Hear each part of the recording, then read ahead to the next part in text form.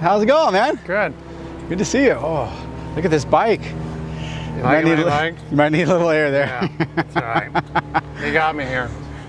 So what's new? I heard you got a new job. Got a job at USC coaching beach. Nice. I'm excited about that. And then I changed my job with real estate. I work with Snyder Properties.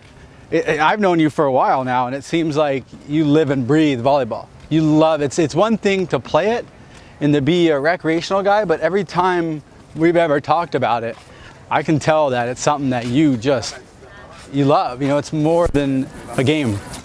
Yeah, you know, it's something, again, you said it right on. I still love to play. Right. After all these years I've been playing and be like, are you sure you're not sick of it?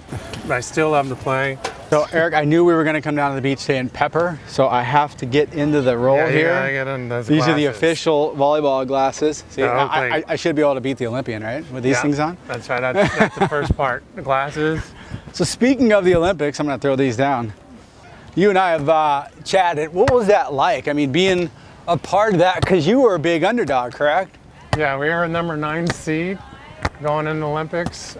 We've never won a tournament. Right. And it was just more for Dana and I. It was we qualified the very last tournament. If we got 4th or better, right, we get to go to the Olympics. Right. We got 3rd. So it's high drama, high stress. So it was almost like we had a pre-Olympics before the Olympics even started as far as stress. Oh yeah, because you were in a playoff situation before. Yeah. Yeah. And then once the Olympics came, we were like, sweet, this is where we wanted to be. This is the show. Right. And then we started getting extremely hot. And Dana and I are a very streaky team, and we feed off each other. We're a fiery team, and it works. That combination works. So you and Dane still talk a lot, or? We do. So I remember you told me one of the funniest stories I've ever heard volleyball-wise. I think you were trying to qualify for the Olympics, and you said it was hot as hell. Oh yeah, and they were serving, and you were like, "Please don't serve to me, please." Oh yeah, Brazil. I mean, you talking about hot. Where it was a battle. It was at 12 o'clock. They shut down the tournament. Right. Our game was going into 12, 12:15, 12:30. Everybody else was done, and that's when, because the game just kept on going on, it was just like side out. It was back then when we would side out score. So once we were in that position, you couldn't stop until the game was over. And I was thinking, like, if we lose this game, we'll probably lose the next game because we're so exhausted. Dehydrated and tired. Yeah. And then, sure enough, we were battling, and I would just, as soon as the ball was down on the ground, I just put my head down, and I just said, please don't serve me, please don't serve me. And I put my head up, and then they would serve my partner at the time, and I'm just like, oh, sweet. Yeah. There's no energy in this. All you gotta do is sit. And then I was like, oh no, side out, please don't serve me, please don't serve me.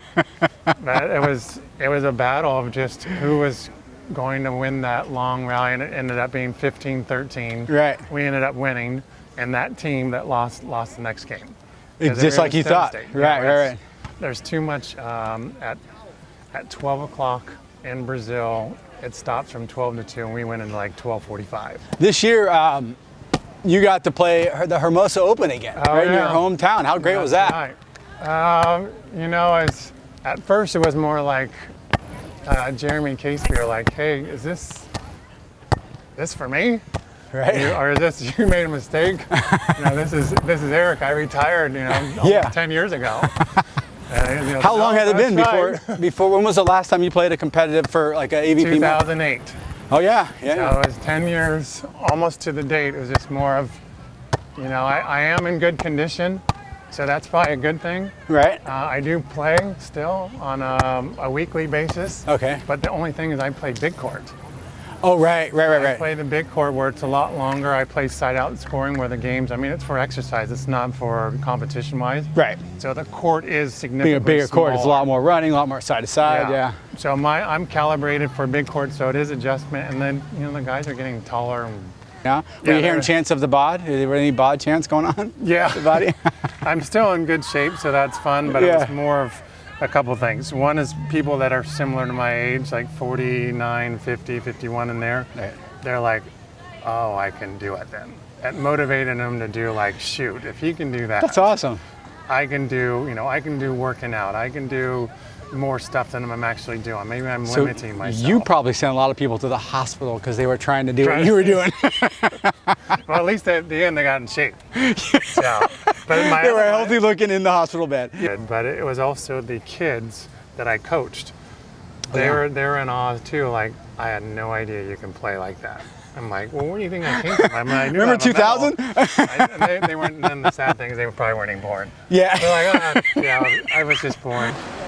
Yeah, because 2002 you were the AVP Player of the Year, correct? Yeah. Right. And so you won the Manhattan Open that same year then? You were AVP Player of the Year. Player of the Year, right? Nice. So, There it is. So I was playing Eric with and Dax. Dax Holdren at the time. What do you remember? What's the one memory about that 2002 that you remember? Dax and I, we dominated the tour. Yeah, we were in there, I think 6 finals, and we won, I think 5 of them. I think it's more of like you finally got a dream come true in a sense that I've been wanting to do this since I was in high school. Okay. And then watching the pros do it and then actually having your name here I was like, finally.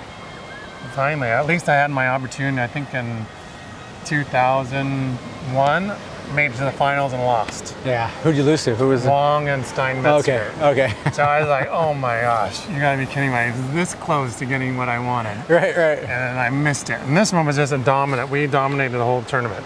But So is there another one? There's another one right here. So this is the next year with Kevin Wong.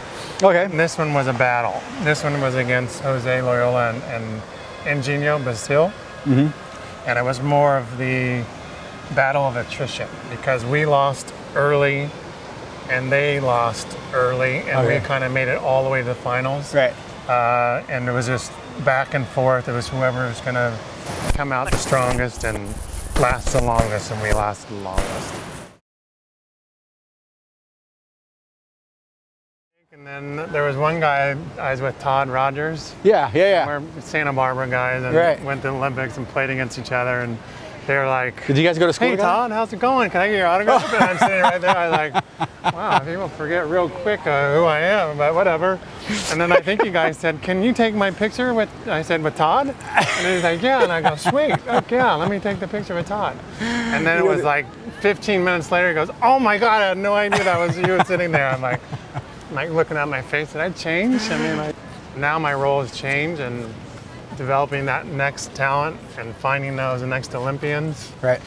That's encouraging, especially for the women. The women, they got a lot of good talent. They're very good. Well, we've got some good young talent here right now. We do. Alex just won, 3 in a row to end the season? Yep, she's going to be good. You have Sarah Hughes and Summer Ross. Well, those are 2 talented girls. And So is it hard to talk girls into playing outdoor and compared to playing indoor? Is there more money? Is there a reason? I don't think it was a no-brainer if it was me. I used to back in probably 2 or 3 years ago, I'd say, you know what you should do? Play both, indoor and beach, and then decide later. Now I just say, why would you play indoor? You can play beach. Right. It makes way more sense. If you can go to Olympics playing beach volleyball, I think that's kind of exciting. Yeah. If you can go to college playing beach volleyball and get an education, that's really exciting. So there's a lot of opportunities for them. It's just a matter of where they want to go with it. Who was your idol? Who did you look up to? I liked a couple of Mike Dodd and Tim Hobham. I love watching them play. I still see Hub a lot around here. Yeah, he's around. Still talk with him quite a bit.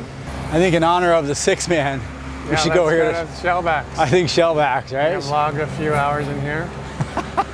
I think everybody who's ever played competitive volleyball has logged in hours here at Shellback.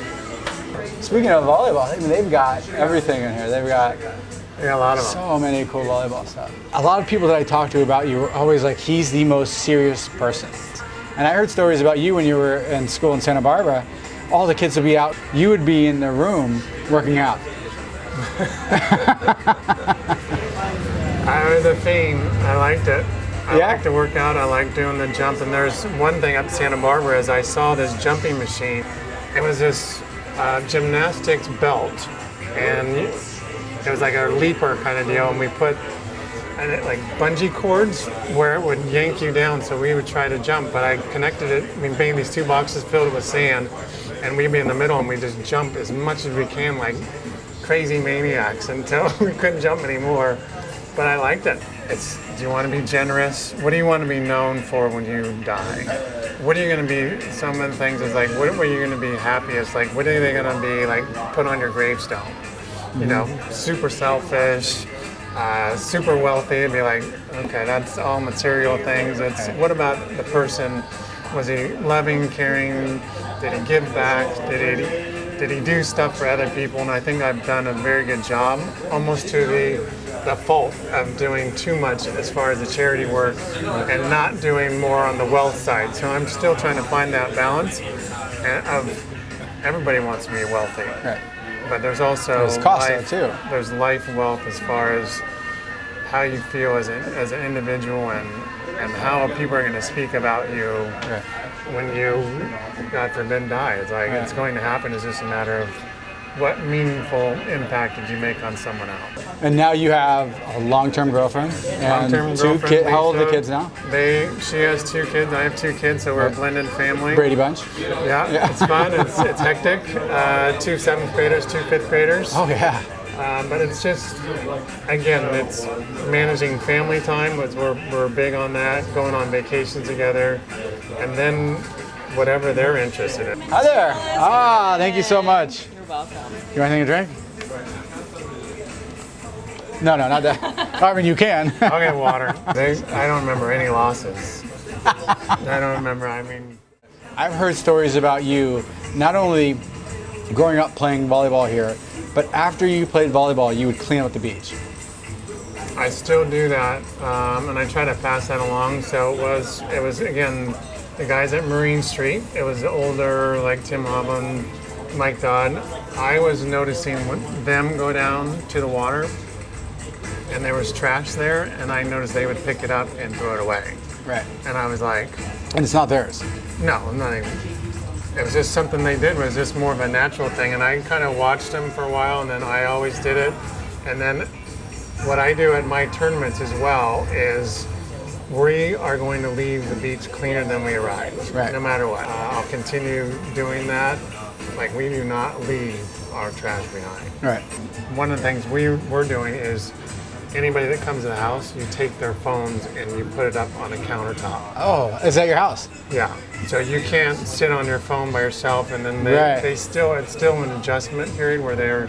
How long have you done Why this? don't we do the phone? Where's our phone? We're like, can I have my phone? I'm just going to look at my phone real quick, and like, no. That's not how it's going to happen. Wow. It's more of do your homework, hang out and talk. Get off your phone, stop going down and playing video games, watching shows. There's a time to watch shows, that's fine. But I guess, self-absorption of what I want to do. Right. Competition-wise, what's better, the old school full courts or these newer, smaller courts? Old school for sure, because you had to be way more conditioned. The games would last for, I think we're about 50-something minutes. In old school, game of 15, side-out scoring, sometimes longer. New school, it's a sprint. So each game's about 15-20 minutes. There's 2 out of 3, 40-45 minutes. So I'm going to jump back really quick on the Olympics. When they played the American anthem, what was that? Do you remember that, or were you kind of... It was crystal clear. It was more like a dream coming true to be on the podium. Right. And to hear the national anthem played because you did it for the country. There's a whole new level of excitement, and I was almost like, I think I was just saying, oh my God, I can't, oh my God, I'm pinching myself like, we did it. We did it. And all that hard work and all those years of sacrifice and putting in the time, it paid off.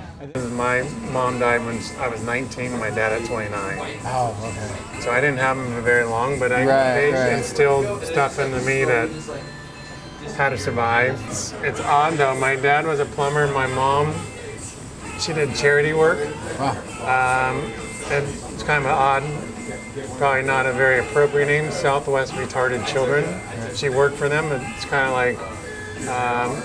like Goodwill. You're asking for products that you're donating to them. Okay, yeah. So now I've got Dig for Kids. Right. My dad always volunteered us for, hey, the neighbor over there can't mow our lawn anymore. And guess Get what over we're there. doing on Saturday? I was like, You thought you were going to go play going volleyball. to the beach? No, I think we're going over to the neighbors and we're going to clean up her yard. And I was like, that sounds like a great idea. That is awesome, though. Yes. No, I mean, that's that's stuff that we, right. we No, I still know at the do. time when you were little, you're like, Dad, this is a horrible idea. But I mean, that's I still do a lot of stuff for others. And then Right. my mom was in real estate as well. Now I'm in Right. real estate. So Right, it's a lot right, of, my dad coached, I coach. Right, It's all right. these things that so. Your dad was there for the Olympics. Your mom wasn't. my dad wasn't there for the Your dad wasn't there. How old were you when you won the Olympics? 31. Oh, okay. I thought you were. So it's I still thought you like were- my heyday. He was going through tough times. Right. I was on the upward swing, and his health is deteriorating. And then when I Right. started to go on even further up on the tour as #1 player team, Right. he wasn't alive. Right. So, Right. Oh, that's too bad. Yeah. Sorry to hear that. My dad was pretty harsh about. He was a realist, though. I was typically the better guy on the team, the captain of the team. He definitely demanded more on me, harder on me than any other player there was. But he was also very fair and hard on all the players. Right. So it was more like if you weren't doing your job, Brad, he was yelling at you. Right, right. Like you was his own son. Like, and you can hear all kinds of Facebook stories. They're like, dude, your dad was so gnarly. I hated being around you. Your Awesome. dad was so intense and yelling at him. Yeah. And I'd be like, yeah, I mean, he yelled at everybody. Thank you so much. There was not like,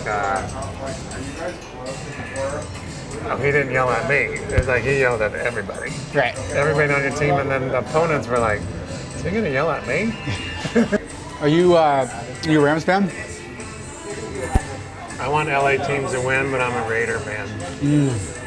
I did not know that about you. Let's cut the interview. When you came down, was there like a hierarchy? Were they like, no, kid, you're not playing here?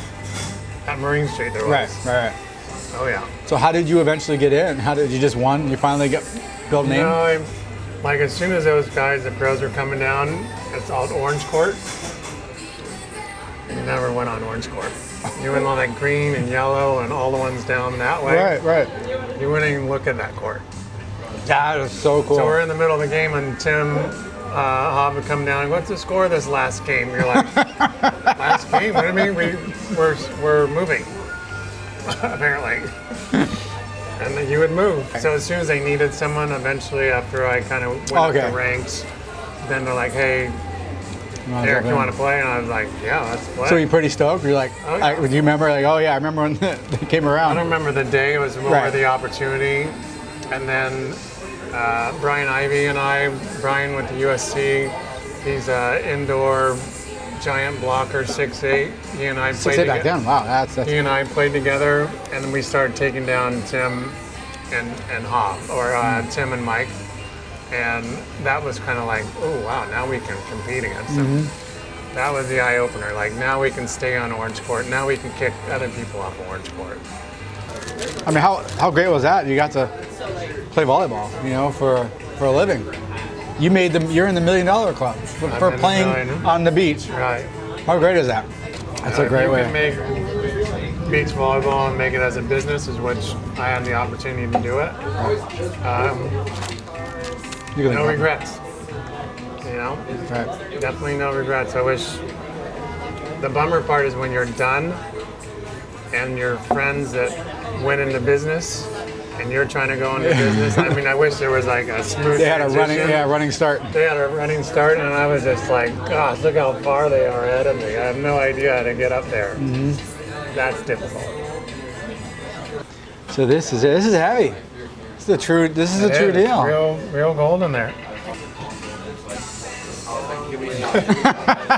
So tell me about it. It looks like it has your name in there. It does. So after we won, the engraver, the same one that they use, the same font in there, of the beach volleyball and the men, they asked if you wanted your name in there. There's a spot for it right here. Oh yeah. little nerve-wracking because I hate for them to, since my last name, Fonoimoana, I'd be like, F-O-N-O-N-O-N-O-M-O-A, and you're like, no. You're like, scratch it out. You're like, You can't now, sorry.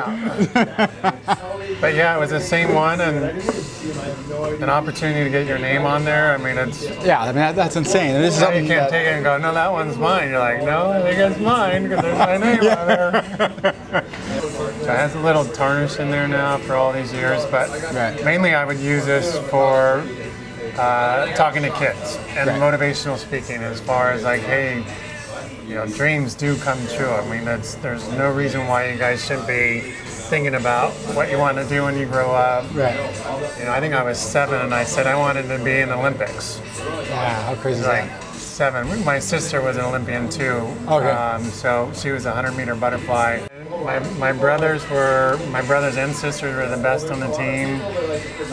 They kind of brought me along, and you know they would never just take it easy on me. It was always like, we'll show them a few things here, Yeah. take my lickings, and then it ended up paying off. So great. Well, man, I really appreciate it. This has been a Yeah. good time. Thanks Fun for to catch up. bringing our friend along here. And, good luck with USC. Yeah. Yeah.